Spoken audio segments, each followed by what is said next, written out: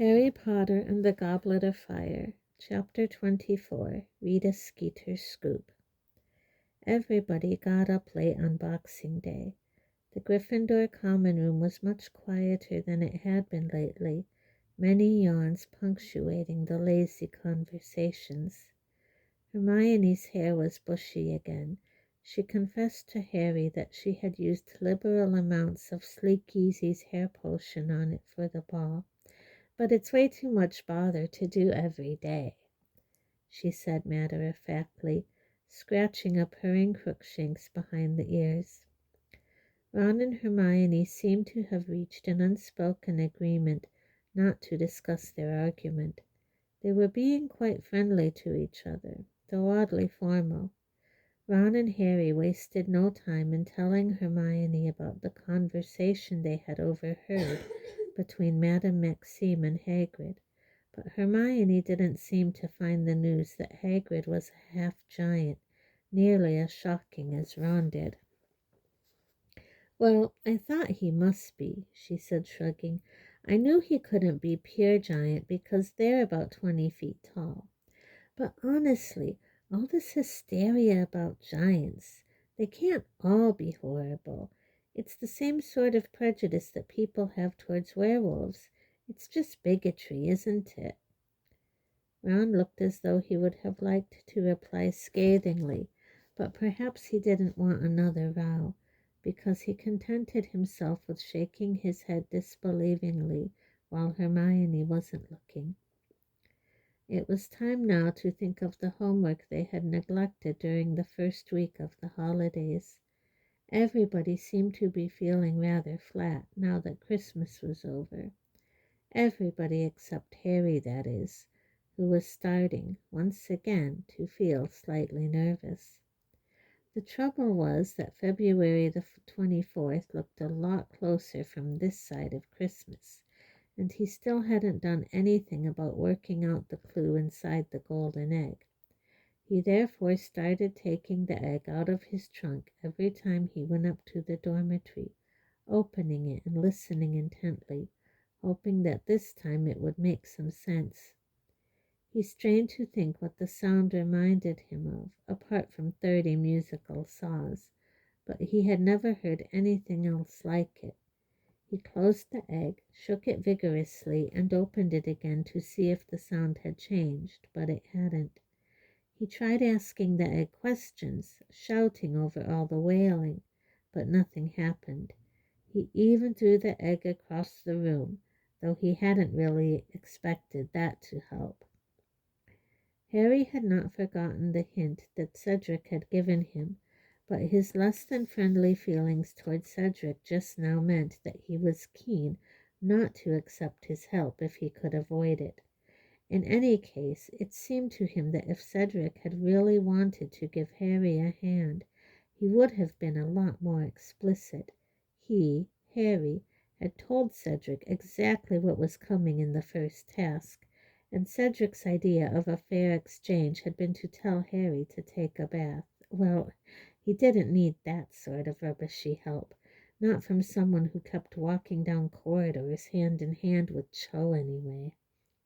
And so the first day of the new term arrived, and Harry set off to lessons, weighed down with books, parchment, and quills as usual, but also with the lurking worry of the egg heavy in his stomach, as though he was carrying that around with him too. Snow was still thick upon the grounds, and the greenhouse windows were covered in condensation so thick that they couldn't see out of them in herbology. Nobody was looking forward to care of magical creatures much in this weather, though, as Ron said, the Scroots would probably warm them up nicely, either by chasing them or by blasting off so forcefully that Hagrid's cabin caught fire. When they arrived at Hagrid's cabin, however, they found an elderly witch with closely cropped gray hair and a very prominent chin standing before his front door. "Hurry up now, the bell rang 5 minutes ago," she barked at them as they struggled towards her through the snow. "Who are you?" said Ron, staring at her. "Where's Hagrid?" "My name is Professor Grubbly Plank," she said briskly.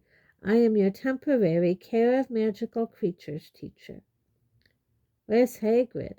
Harry repeated loudly. He is indisposed, said Professor Grubbly Plank shortly. Soft and unpleasant laughter reached Harry's ears. He turned. Draco Malfoy and the rest of the Slytherins were joining the class. All of them looked gleeful, and none of them looked surprised to see Professor Grubbly Plank. This way, please, said Professor Grubbly Plank, and she strode off around the paddock where the huge Beauxbatons horses were shivering. Harry, Ron, and Hermione followed her, looking back over their shoulders at Hagrid's cabin. All the curtains were closed. Was Hagrid in there, alone and ill? What's wrong with Hagrid? Harry said, hurrying to catch up with Professor Grubbly Plank. Never you mind, she said, as though she thought he was being nosy. I do mind, though, said Harry hotly. What's up with him? Professor Grubbly Plank acted as though she couldn't hear him. She led them past the paddock where the Beauxbatons horses were standing, huddled against the cold, and towards a tree on the edge of the forest where a large and beautiful unicorn was tethered. Many of the girls oohed at the sight of the unicorn. Oh, it's so beautiful, whispered Lavender Brown. How did she get it? They're supposed to be really hard to catch. The unicorn was so brightly white that it made the snow all around look gray. It was pawing the ground nervously with its golden hooves and throwing back its horned head. Boys, keep back, barked Professor Grubbly Plank, throwing out an arm and catching Harry hard in the chest. They prefer the woman's touch, unicorns. Girls, to the front and approach with care. Come on, easy does it. She and the girls walked slowly forwards towards the unicorn, leaving the boys standing near the paddock fence watching. The moment Professor Grubbly Plank was out of earshot, Harry turned to Ron. What do you reckon's wrong with him? You don't think a scroot. Oh, he hasn't been attacked, Potter, if that's what you're thinking, said Malfoy softly. No, he's just too ashamed to show his big, ugly face. What do you mean? Said Harry sharply. Malfoy put his hand inside the pocket of his robes and pulled out a folded page of newsprint. There you go, he said. Hate to break it to you, Potter. He smirked at Harry as Harry snatched the page, unfolded it, and read it, with Ron, Seamus, Dean, and Neville looking over his shoulder.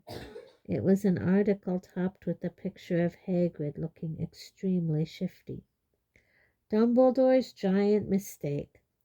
Albus Dumbledore, eccentric headmaster of Hogwarts School of Witchcraft and Wizardry, has never been afraid to make controversial staff appointments, writes Rita Skeeter, special correspondent. In September of this year, he hired Alice Dorr, Mad-Eye Moody, the notoriously jinx-happy ex-Auror, to teach defense against the dark arts, a decision that caused many raised eyebrows at the Ministry of Magic, given Moody's well-known habit of attacking anybody who makes a sudden movement in his presence.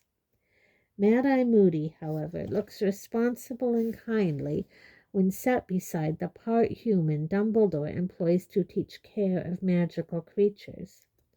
Rubeus Hagrid, who admits to being expelled from Hogwarts in his 3rd year, has enjoyed the position of gamekeeper at the school ever since, a job secured for him by Dumbledore.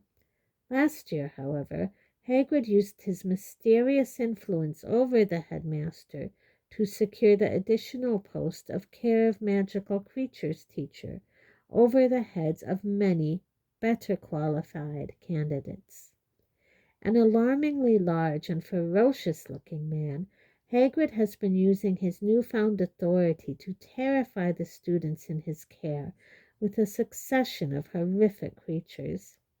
While Dumbledore turns a blind eye, Hagrid has maimed several pupils during a series of lessons which many admit to be very frightening. I was attacked by a hippogriff, and my friend Vincent Crabbe got a bad bite off a blobber worm, said Draco Malfoy, a fourth-year student. We all hate Hagrid, but we're just too scared to say anything. Hagrid has no intention of ceasing his campaign of intimidation, however. In conversation with the Daily Prophet reporter last month, he admitted breeding creatures he has dubbed blast-ended scroots, highly dangerous crosses between manticores and fire crabs. The creation of new breeds of magical creature is, of course, an activity usually closely observed by the Department for the Regulation and Control of Magical Creatures. Hagrid, it seems, considered himself to be above such petty restrictions. I was just having some fun, he says, before hastily changing the subject. As if this were not enough, the Daily Prophet has now unearthed evidence that Hagrid is not, as he has always pretended, a pure-blood wizard. He is not, in fact, even pure human. His mother, we can exclusively reveal, is none other than the giantess Friedwulfa, whose whereabouts are currently unknown. Bloodthirsty and brutal, the giants brought themselves to the point of extinction by warring among themselves during the last century. The handful that remained joined the ranks of He Who Must Not Be Named, and were responsible for some of the worst mass Muggle killings of his reign of terror. While many of the giants who served He Who Must Not Be Named were killed by Aurors working against the dark side, Friedwulfa was not among them. It is possible she escaped to one of the giant communities still existing in foreign mountain ranges. If his antics during Care of Magical Creatures lessons are any guide, however, Friedwulfa's son appears to have inherited her brutal nature. In a bizarre twist, Hagrid is reputed to have developed a close friendship with the boy who brought about you-know-who's fall from power, thereby driving Hagrid's own mother, like the rest of you-know-who's supporters, into hiding. Perhaps Harry Potter is unaware of the unpleasant truth about his large friend, but Albus Dumbledore surely has a duty to ensure that Harry Potter, along with his fellow students, is warned about the dangers of associating with part giants. Harry finished reading and looked up at Ron, whose mouth was hanging open. "How did she find out?" he whispered. But that wasn't what was bothering Harry. "What do you mean we all hate Hagrid?" Harry spat at Malfoy. "What's this rubbish about him?" He pointed at Crabbe. "Getting a bad bite off a flobber worm. They haven't even got teeth." Crabbe was sniggering, apparently very pleased with himself. "Well, I think this should put an end to the oaf's teaching career," said Malfoy, his eyes glinting. "Half giant, and there was me thinking he'd just swallowed a bottle of Skelegro when he was young. None of the mummies and daddies are going to like this at all. They'll be worried he'll eat their kids. You... Are you paying attention over there?" Professor Grubbly Plank's voice carried over to the boys. The girls were all clustered around the unicorn now, stroking it.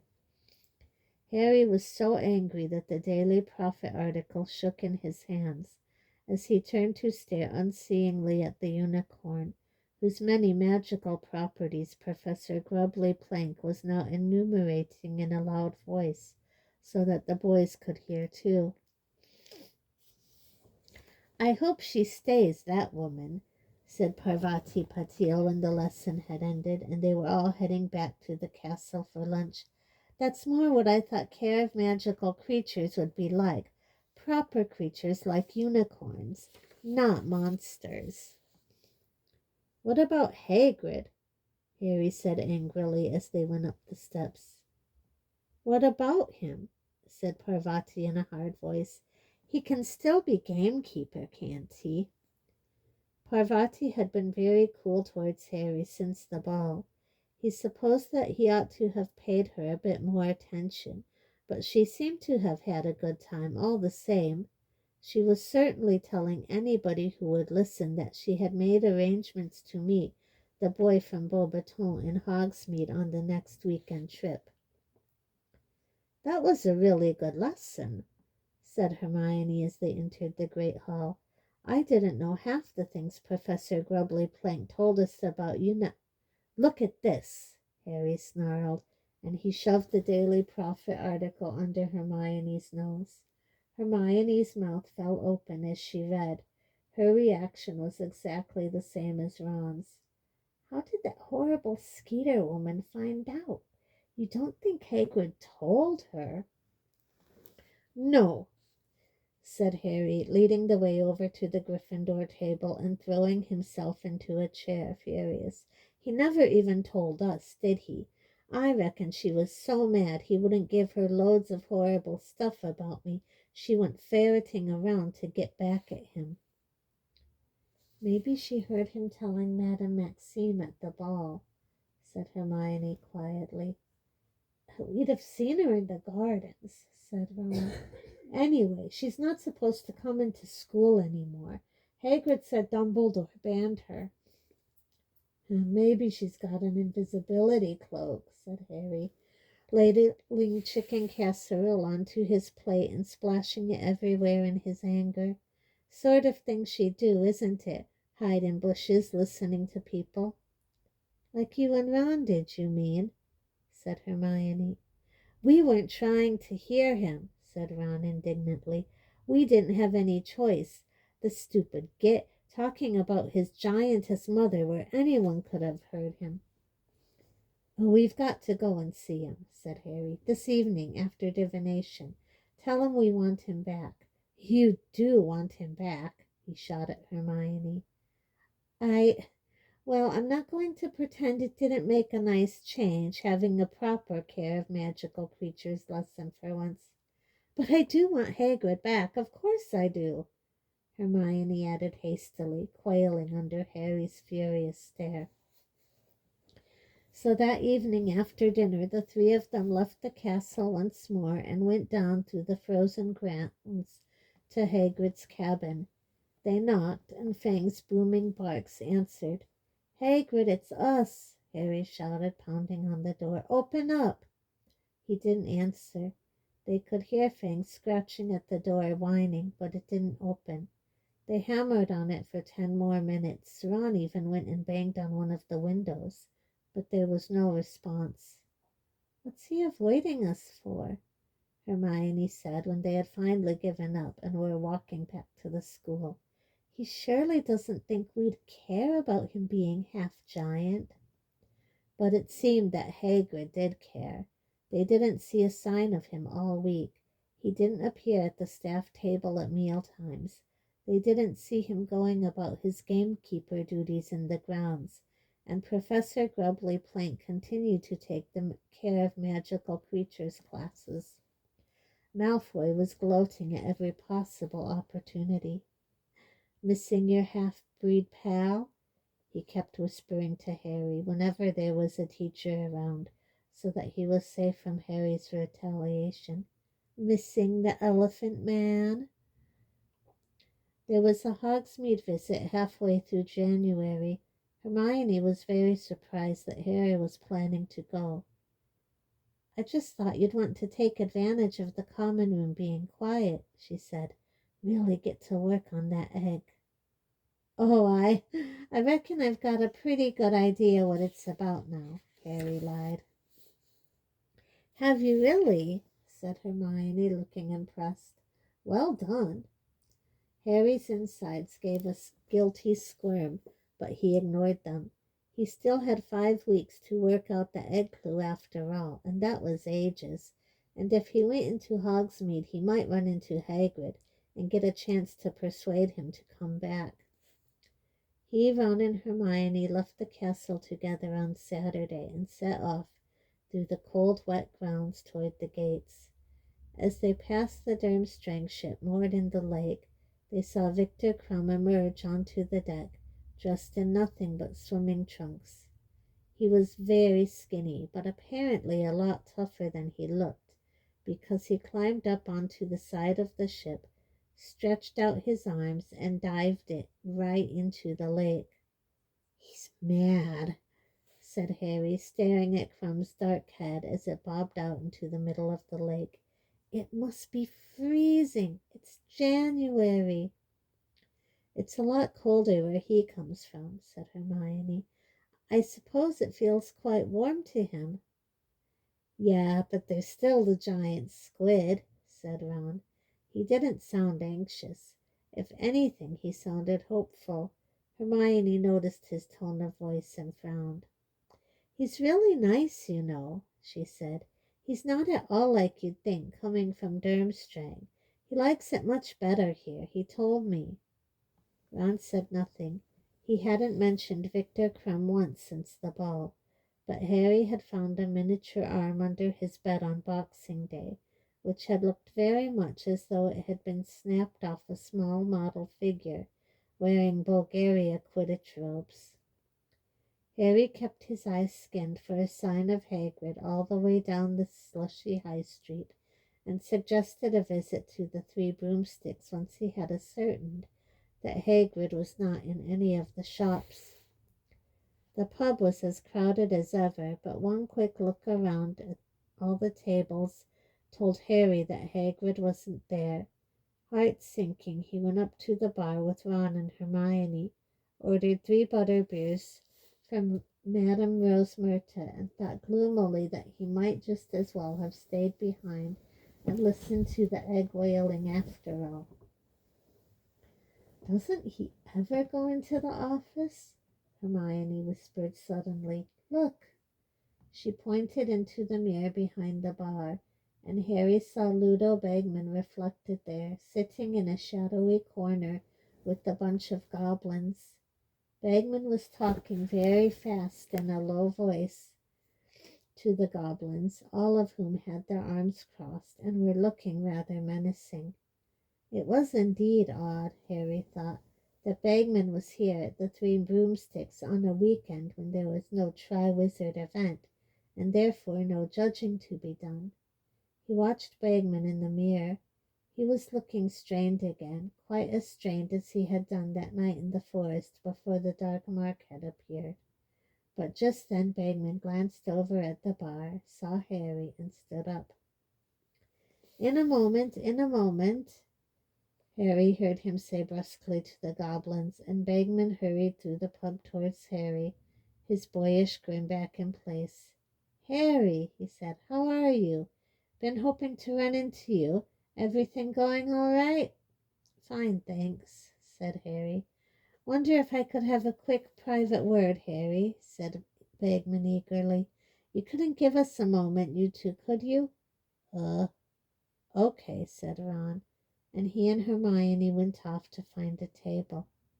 Bagman led Harry along the bar to the end furthest from Madame Rosemerta. "Well, I just thought I'd congratulate you again on your splendid performance against that horntail, Harry," said Bagman. "Really superb." "Thanks," said Harry, but he knew this couldn't be all that Bagman wanted to say, because he could have congratulated Harry in front of Ron and Hermione. Bagman didn't see in any particular rush to spill the beans, though. Harry saw him glance into the mirror over the bar at the goblins, who were all watching him, and Harry in silence through their dark slanting eyes. "Absolutely nightmare," said Bagman to Harry in an undertone, noticing Harry watching the goblins too. "Their English isn't too good. It's like being back with all the Bulgarians at the Quidditch World Cup, but at least they use sign language another human could recognize. This lot keep gabbling in gobbledygook, and I only know one word of gobbledygook. Bladvak. It means pickaxe. I don't like to use it in case they think I'm threatening them." He gave a short, booming laugh.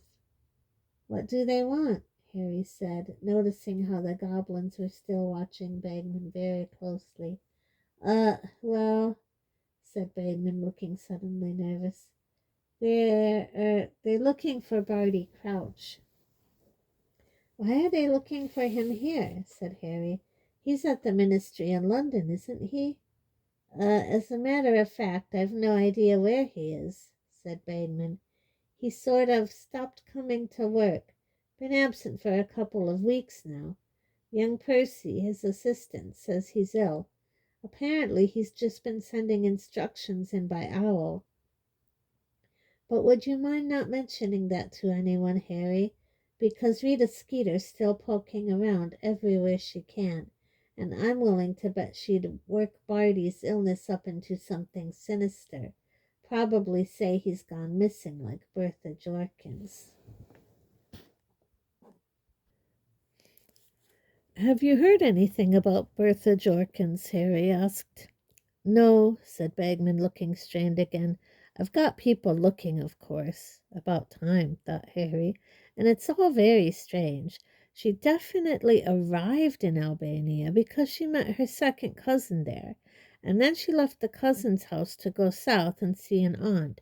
And she seems to have vanished without a trace en route. Blowed if I can see where she's got to. She doesn't seem the type to elope, for instance, but still, what are we doing talking about goblins and Bertha Jorkins? I really wanted to ask you." He lowered his voice. "How are you getting on with your golden egg?" Uh, not bad," Harry said untruthfully. Bagman seemed to know he wasn't being honest. "Listen, Harry," he said, still in a very low voice. "I feel very bad about all this. You were thrown into this tournament. You didn't volunteer for it. And if—" his voice was so quiet now, Harry had to lean closer to listen. "If I can help at all, a prod in the right direction. I've taken a liking to you. The way you got past that dragon. Well, just say the word." Harry looked up into Bagman's round rosy face and wide baby blue eyes. "We're supposed to work out the clues alone, aren't we?" he said, careful to keep his voice casual and not sound as though he was accusing the head of the Department of Magical Games and Sports of breaking the rules.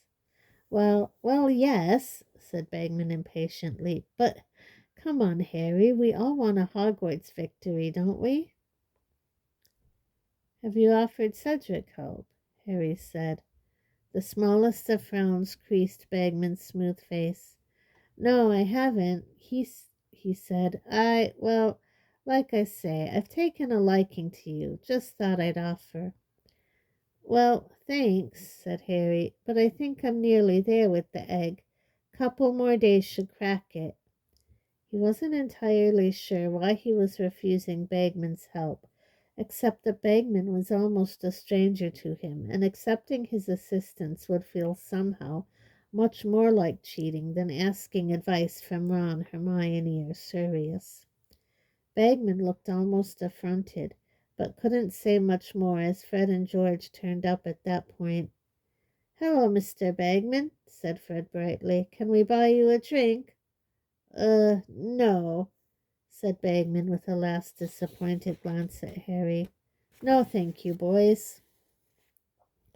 Fred and George looked quite as disappointed as Bagman, who was surveying Harry as though he had let him down badly.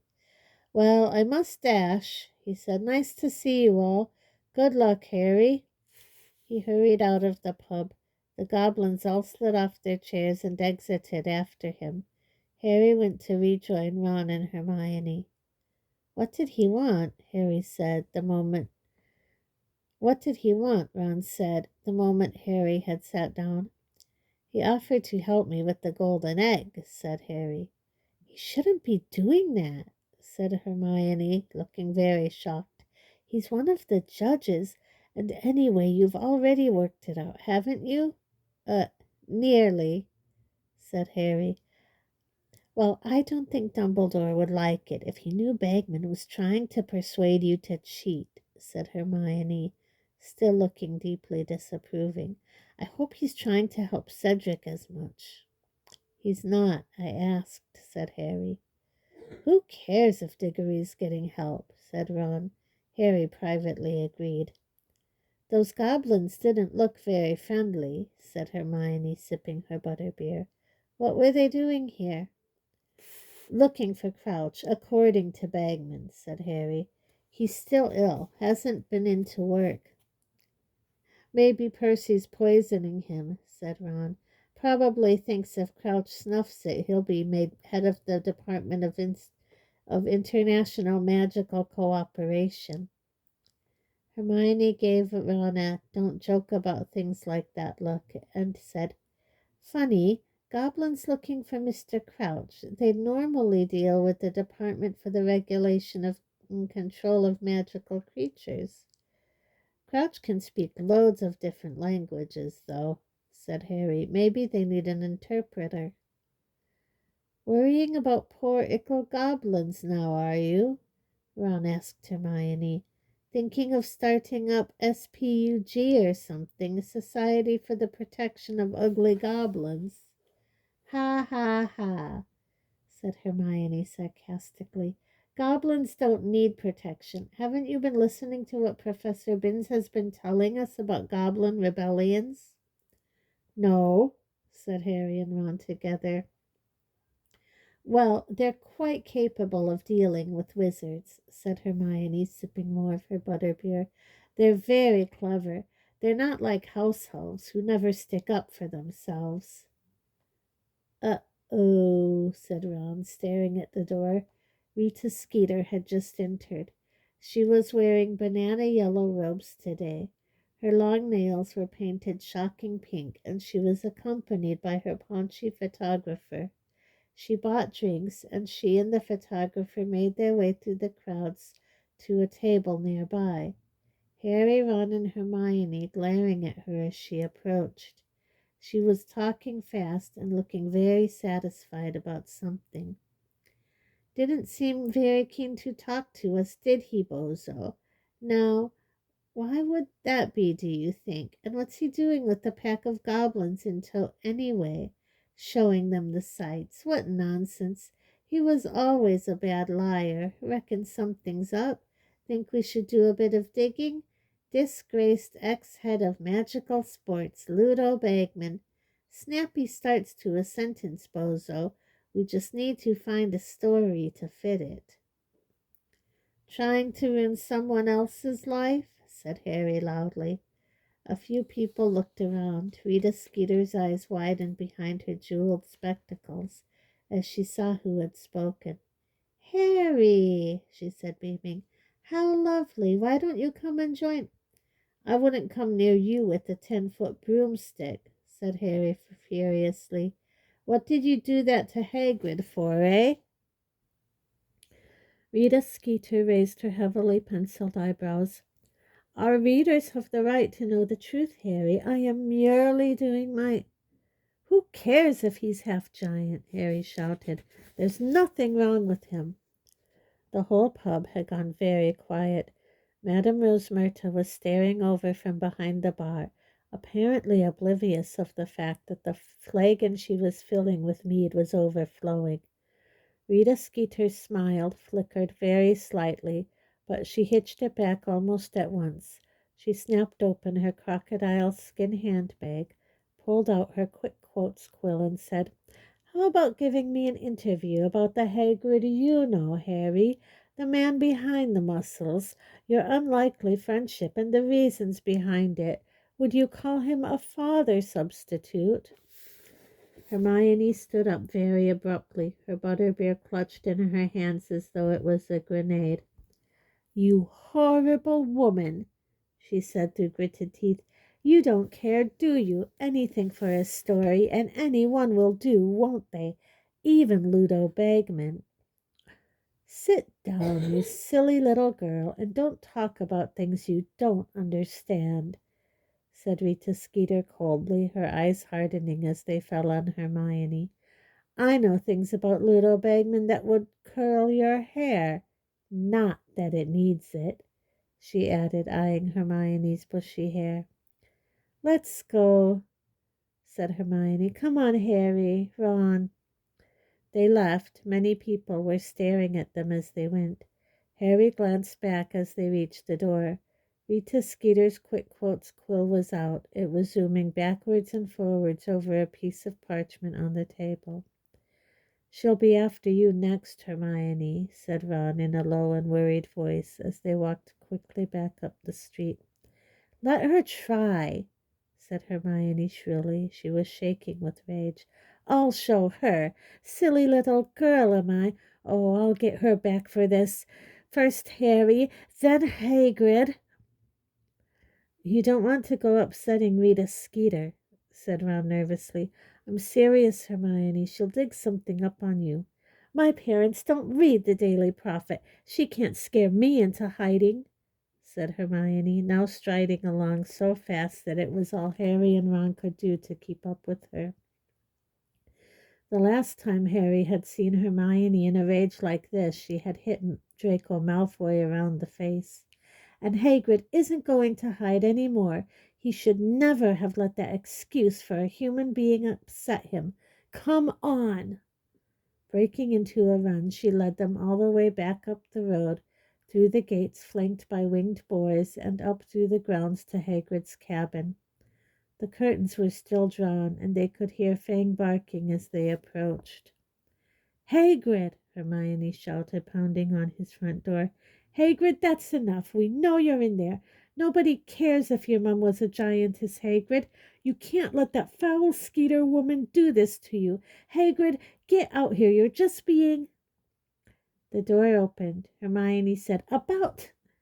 And then stopped very suddenly, because she had found herself face to face, not with Hagrid, but with Albus Dumbledore.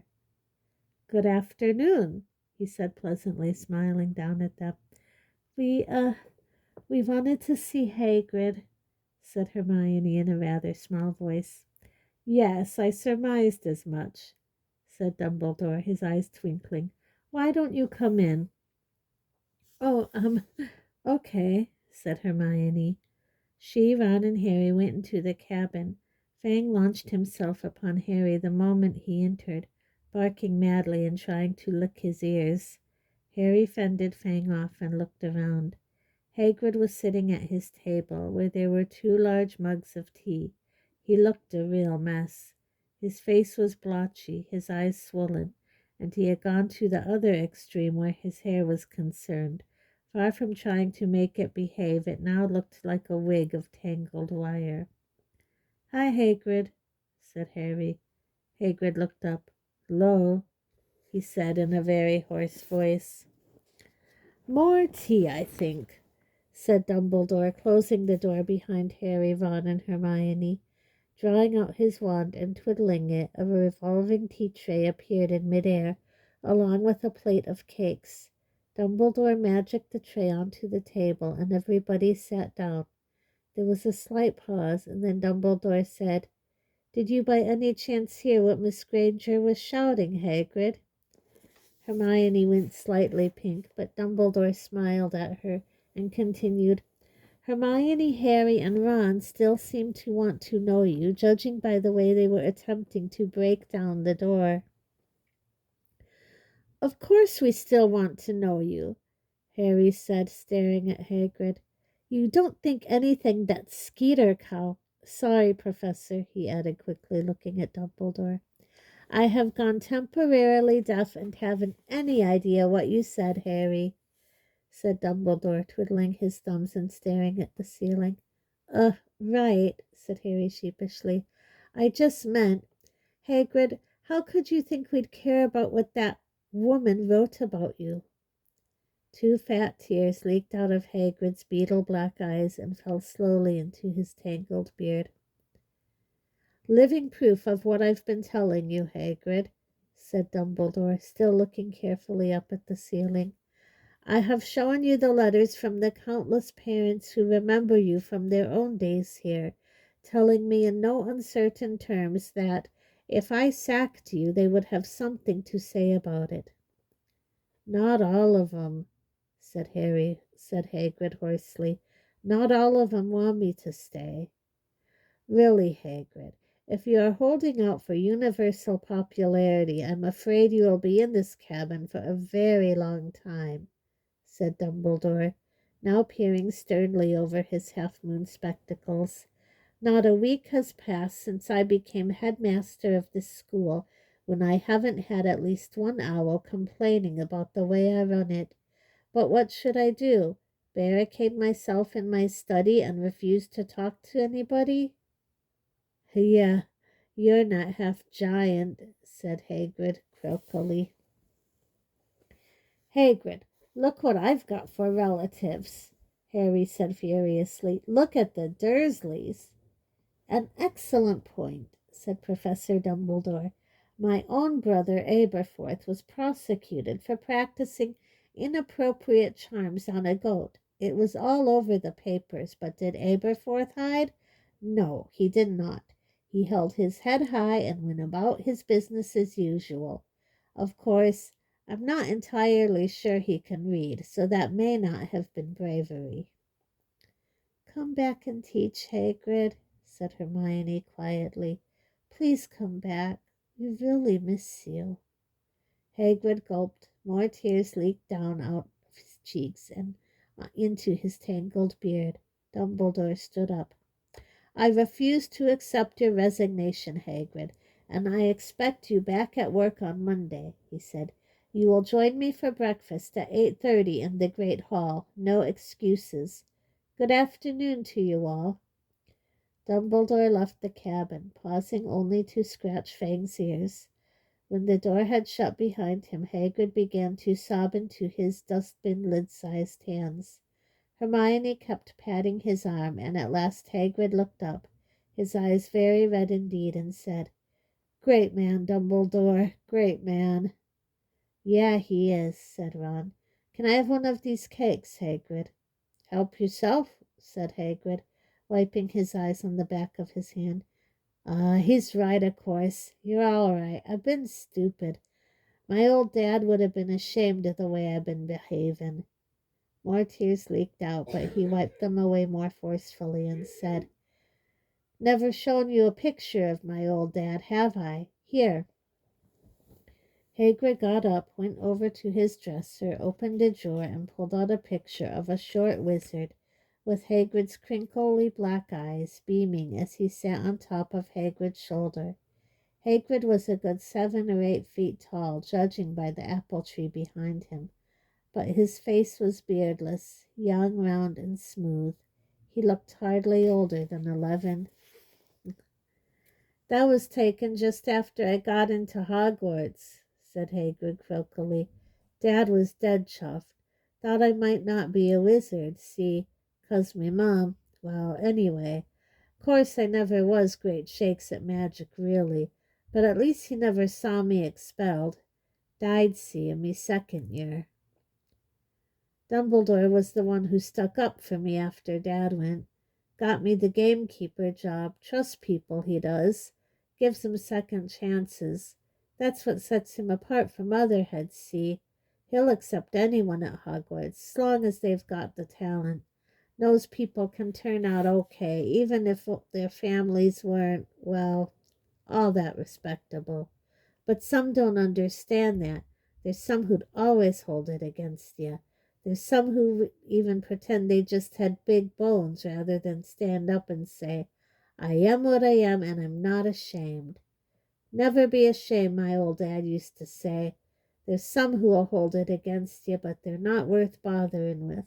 And he was right. I've been an idiot. I'm not bothering with her no more.